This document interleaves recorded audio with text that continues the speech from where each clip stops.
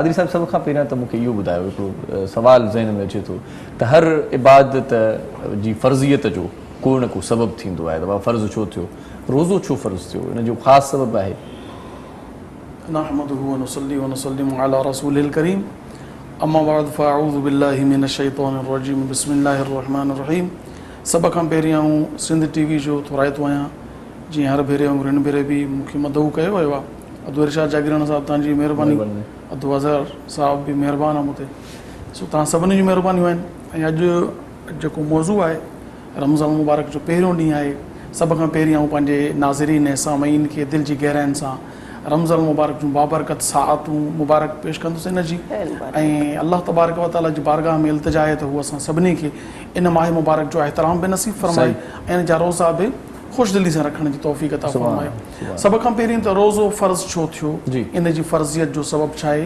इन जी फ़र्ज़ियत जो सबबु रब काइनात जल्ल जलालहू पाण पंहिंजे पाक कलाम क़ुरान पाक में इरशाद फरमायो, या अय्युहल्लज़ीना आमनू कुतिबा अलैकुमुस सियाम कमा कुतिबा अलल लज़ीना मिन क़ब्लिकुम लअल्लकुम तत्तक़ून।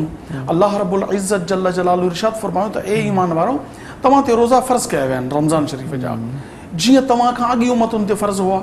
उहो इन जे करे लअल्लकुम तत्तक़ून, ताकि तव्हां परहेज़गार थियो, मुत्तक़ी थियो, परहेज़गार थियो, तक़वा इख्तियार कयो। तक़वा इन जी मिसाल तरग़ीब व तरहीब किताब में हिकु हदीस मुबारक आहे, हज़रत अनस रज़ियल्लाहु तआला अन्हु फरमाइनि था त नबी करीम अलैहिस्सलातु वस्सलाम जिन जी ज़ात अक़दस हिकिड़े भेरे इरशाद फरमाऊं, तव्हां सभई रोज़ा रखो, पर जॾहिं रोज़ो खोलियो त मूंखां इजाज़त घुरी करे पोइ खोलियो। रोज़ो रखियो, सभिनी इजाज़त घुरंदा विया, रोज़ा खोलींदा विया। हिकिड़ो शख़्स आयो, अची अर्ज़ु कई, या रसूल अल्लाह सल्लल्लाहु अलैहि वसल्लम, मुंहिंजूं ॿ न्याणियूं आहिनि, उन्हनि बि रोज़ो रखियो आहे, मगर उन्हनि खे अव्हां जी बारगाह में अचण खां शर्म अचे थो पियो, इजाज़त ॾियो त रोज़ो खोलीनि। साईं जन मुंहुं फेरियो, ॿिए पासे खां आयो, साॻियो अर्ज़ु कई, साईं जन मुंहुं फेरियो, ॿिए पासे खां आयो, अर्ज़ु कई, साईं सभिनी खे इजाज़त ॾिनी अथव, मुंहिंजूं ॿ न्याणियूं उन्हनि बि रोज़ो रखियो आहे, हू मरण जे वेझो अची वियूं, इजाज़त ॾियो त खोलनि। नबी पाक अलैहिस्सलातु वस्सलाम, अल्लाह जे आख़िरी नबी हज़रत मुहम्मद सल्लल्लाहु अलैहि वसल्लम इरशाद फरमायो त तुंहिंजी न्याणियुनि रोज़ो रखियो किथे आहे, जो मां खोलण जी इजाज़त ॾियां। अच्छा, अर्ज़ु कयोसीं रोज़ो त रखियो अथऊं, फरमायो प्यालो खणो, इन्हनि खे चओ त उल्टी कनि। प्यालो खणी उन्हनि जो आॾो रखियो, उल्टी कयो।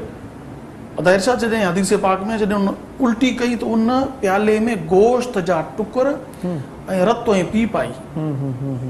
ॿी न्याणी खे ख़ाली करे ॾिनो, तूं बि उल्टी कर, हिन बि उल्टी कई त गोश्त जा टुकड़ा ऐं उन में रत ऐं पी पाई।